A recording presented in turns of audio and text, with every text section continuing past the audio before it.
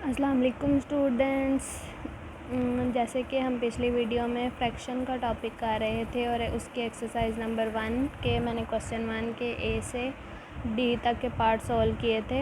आज मैं बाकी जो नेक्स्ट रह गए हैं क्वेश्चन 1 के वो पार्ट सॉल्व करूँगी। तो हमारे पास ई पार्ट है, ये हमें फ्रैक्शन दी हुई है और उन्होंने कहा है ऐड दी फॉलोइंग फ्रैक्शन। तो हम इसका मतलब है हमने इस फ्रैक्शन को ऐड करना है। तो वो हम किस तरह से ऐड करेंगे कि इनके डिनोमिनेटर सेम हो तभी हम ऐड कर सकते हैं। तो इसका मतलब है डिनोमिनेटर सेम नहीं है तो हमने सेम बनाना है। तो वो किस तरह से हम बनाएंगे, 9, 8 और 3। हमने इन तीनों नंबर्स का जो हमारे पास डिनोमिनेटर है इनका एलसीएम लेते हैं। 3 3 ज़ा 9, 8 एज इट इज़ आ जाएगा और 3 1 ज़ा 3। फिर नेक्स्ट स्टेप में अब 3 1 ज़ा 3 और 8 और 1 आ जाएगा और 2 4 ज़ा 8 और 1 आ जाएगा, 2 ज़ा और 1 और 2 2 ज़ा 4 4 2 ज़ा 8 8 3 ज़ा हमारे पास 24 होता है। 24 को 3 से मल्टीप्लाई करें तो एलसीएम हमारे पास आता है 72। इसका मतलब है कि इन तीनों के डिनोमिनेटर्स में क्या होना चाहिए था, 72 जो नहीं है। तो मैंने ये फर्स्ट फ्रैक्शन लिख लिया। अब मैं देखूँगी कि हमारे पास जो ना ये डिनोमिनेटर है 9, इसके टेबल पर 72 कितने टाइम आता है। तो उस नंबर से मैं ऊपर नीचे मल्टीप्लाई करवा दूँगी तो वो 8 टाइम आता है। तो यहाँ भी और यहाँ भी हम 8 से मल्टीप्लाई करवा देंगे। सेम इसी तरह आप 6/8 वाली फ्रैक्शन लिख लेनी है। और अब आपने इसके देखना है जो नीचे आपके पास नंबर है 8, इसके टेबल पर कितने टाइम आएगा 72, तो वो 9 टाइम आएगा। तो यहाँ हम 9 से मल्टीप्लाई करवा देते हैं प्लस 6/3। अब आपको नहीं पता कि 3 के टेबल पर 72 कितने टाइम आता है तो हम यहाँ डिवीज़न करके देख लेते हैं। जिस नंबर का हमें नहीं पता होता उसको हम अंदर रखते हैं। जैसे 72 का नहीं ना पता 3 के टेबल पर कितने टाइम आएगा और 3 से डिवाइड कर देंगे। 3 2 ज़ा 6 और 3 4 ज़ा 12। इसका मतलब है कि 72 जो है वो 3 के टेबल पर 24 टाइम आता है। तो इस तरह से हमने लिख देना है। हम इनको सॉल्व कर लेते हैं। 7 8 ज़ा क्या होगा 56, 9 8 ज़ा 72, प्लस का साइन वैसे ही आ जाएगा, 6 9 ज़ा 54, 8 9 ज़ा 72। अब आपको 6 24 टाइम नहीं पता तो हम यहाँ मल्टीप्लाई कर लेते हैं 6 को 24 से, 24 और 2 कैरी चला गया, 6 2 ज़ा 12 13 14। तो हमारे पास क्या आया है 144 और नीचे क्या आएगा 72। अब हमने ये देखें, अब हमारे पास तीनों के डिनोमिनेटर सेम है। तो अब हम ऊपर वाले न्यूमरेटर्स को मतलब ऊपर वाली फ्रैक्शन को ऐड करेंगे। तो हम इसको वर्टिकली लिखेंगे। ये देखें मैंने इस तरह वर्टिकली लिख लिया। अब हमने देखना है कि 6 4 में 4 ऐड करेंगे तो हमारे पास क्या आएगा 10 10 में 4 ऐड किया तो 14 14 का 1 कैरी चला गया तो 5 10 15, यहाँ पे 5 आया, 1 कैरी चला गया तो यहाँ पे क्या आ गया 2। तो इसका मतलब है कि ऐड करके ऊपर वाले नंबर्स को 254 आया है और नीचे जो है वो हमने 72 1 टाइम कॉमन लेके लिख देना है। डिनोमिनेटर कभी भी हम ऐड नहीं करते। जब आपने इतना कर लेना है तो अब आपने क्या करना है कि ऊपर नंबर बड़ा है और नीचे छोटा है। जब भी नंबर ऊपर बड़ा होगा नीचे वाले से तो आपने क्या करना है डिवीज़न में उस नंबर को रख देना है। 254 को आपने डिवीज़न में रखना है और 72 से डिवाइड करना है। अब आपने देखना है कि 72 के टेबल पर 254 आता है, ये इसके पास छोटा नंबर क्या आता है। ये देखें मैंने यहाँ 72 को 3 से मल्टीप्लाई किया है तो हमारे पास 216 आ गया है और 4 से किया है तो 288 आ गया। 288 तो बड़ा है, इसका मतलब है हम यहाँ पे 2 3 टाइम क्या करेंगे 216। अब आपने यहाँ से यहाँ कैरी देना है, 14 में से 6 माइनस करेंगे तो 8 आएगा और यहाँ पे 4 में से 1 माइनस करेंगे तो हमारे पास 3 आ जाएगा।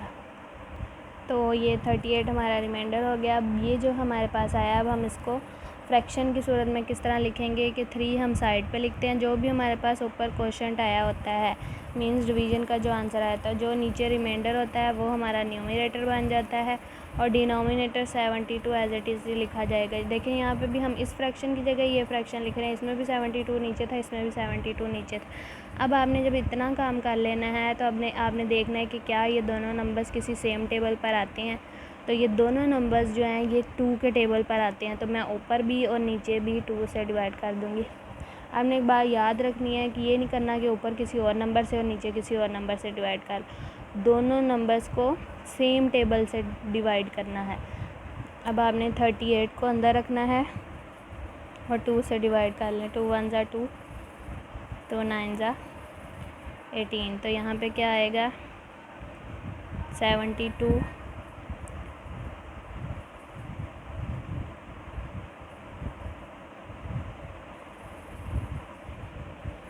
तो ये देखें मैंने 72 को 2 से डिवाइड किया तो हमारे पास क्या आया है 36। अभी भी आपने दोबारा देखना है कि क्या ये दोनों सेम टेबल पर आते हैं। तो अब ये दोनों जो हैं सेम टेबल पर नहीं आते, तो इसका मतलब है कि अब हम और इनको आगे डिवाइड नहीं करेंगे। अगर ये दोनों फिर सेम टेबल पे आते होते तो हमने आगे डिवाइड करना था और यही हमारा जो है फाइनल आंसर है। नेक्स्ट पार्ट सॉल्व करते हैं। हमारे पास एफ़ पार्ट जो है वो दिया हुआ है 1 × 3/10 + 6 × 14/20 + 2 × 15/40। तो ये जैसे कि आप देख रहे हैं ये सब जो है मिक्स फ्रैक्शन है, तो इसको पहले हम इम्प्रॉपर फ्रैक्शन बना लेते हैं। वो किस तरह हम बनाते हैं कि हमने 10 को 3 से मल्टीप्लाई करना है, 10 को पहले 1 से मल्टीप्लाई करना है जो साइड पे नंबर लिखा होता है। 10 1 ज़ा 10 और 10 में 3 ऐड करेंगे तो क्या आएगा 13, और नीचे वाला नंबर हम वैसे ही रहने देते हैं, प्लस का साइन डालेंगे। 20 को 6 से मल्टीप्लाई करेंगे तो हमारे पास क्या आएगा 120, और जब हम 120 में प्लस 14 ये वाले 14 करेंगे तो हमारे पास 134 आएगा, ओवर 20 आ जाएगा, प्लस 40 को 2 से मल्टीप्लाई करेंगे 80 आएगा, 80 में 15 ऐड करेंगे तो हमारे पास 95 ओवर 40 आएगा। अब ये हमने इसको इम्प्रॉपर फ्रैक्शन में तो लिख लिया है, लेकिन अब इनके आपने देखने हैं कि आर डिनोमिनेटर सेम है तो नहीं सेम, इसका मतलब है कि हमने इन तीनों को सेम बनाना है। तो हम किस तरह से बनाएंगे एलसीएम से। तो मेरे पास जो तीनों डिनोमिनेटर्स थे उनको मैंने इस तरह से लिख लिया है। अब हम डिवाइड करेंगे 5 से कर देते हैं, 5 2 ज़ा 5 4 ज़ा 5 8 ज़ा 2 1 ज़ा 2 2 ज़ा 2 4 ज़ा 1 ज़ा और 2 2 ज़ा और 2 1 ज़ा, तो 2 2 ज़ा 4 4 2 ज़ा 8 8 5 ज़ा 40। इसका मतलब है कि इन तीनों एलसीएम जो हमारा आया है वो क्या आया है 40। तो इन तीनों के डिनोमिनेटर्स में 40 होना चाहिए था, इसके तो है इन दो के नहीं है तो वो हम बना लेते हैं। अगर इसके भी ना होता तो हम बनाते। कैसे बनाना है 13/10 आपने ऐसे लिख देना। अब आपने देखना है कि 10 के टेबल पर 40 कितने टाइम आता है, तो वो 4 टाइम आता है। तो यहाँ ऊपर भी और नीचे भी मल्टीप्लाई कर देना। बच्चे क्या करते हैं कि नीचे तो मल्टीप्लाई कर देते हैं लेकिन ऊपर नहीं करते, नीचे ऊपर दोनों में करना है। अब नेक्स्ट फ्रैक्शन देख लेते हैं, 134 ओवर 20 है। तब आपने देखना है 2 के टेबल पर कितने टाइम आता है 40, तो वो 4 टाइम आता है, सॉरी 2 टाइम आता है। तो यहाँ हम 2 लिख देंगे, प्लस 95 ओवर 40। अब हमने 13 को 4 से मल्टीप्लाई करना है, तो हमारे पास 13 4 ज़ा होता है 52 ओवर 40। अब 134 को 2 से मल्टीप्लाई कर लेते हैं, तो मैंने 134 को यहाँ 2 से मल्टीप्लाई किया है तो हमारे पास 268 आया है। तो मैंने यहाँ पे 268 लिख दिया और 22 ज़ा 40 होता है, और ये वाली फ्रैक्शन तो एज इट इज़ हम नीचे उतार लेंगे। अब आप देखें कि इन तीनों के डिनोमिनेटर सेम है, तो अब हम इनको ऐड करेंगे। वो किस तरह वर्टिकली लिख के, इनमें तीनों में जो बड़ा नंबर है वो ये है ना, 268, इसको सबसे पहले ऊपर लिख लेंगे 268, फिर आप बेशक 95 और फिर 52 को लिख लें। अब हम इन्हें ऐड करेंगे, 7 7 में 8 ऐड करेंगे तो हमारे पास क्या हो जाएगा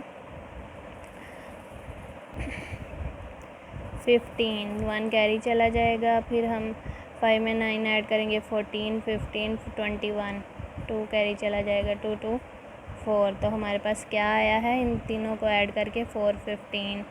और नीचे वाला हम वैसे ही कॉमन ले लेते हैं, तो कॉमन ले के हम 40 को 1 टाइम लिख देंगे।